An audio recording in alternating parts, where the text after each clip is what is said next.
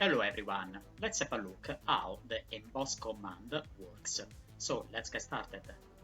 Select a plane and sketch a 3-point arc. Radius 20 mm. Offset 1 mm. Line.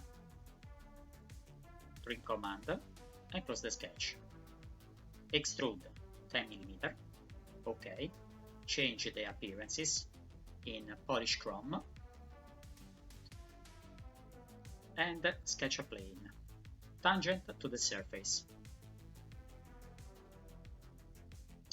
Sketch a text,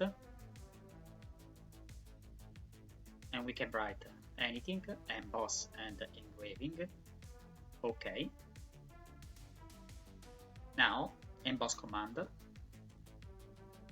select the text, select the surface. OK. And you will see the result.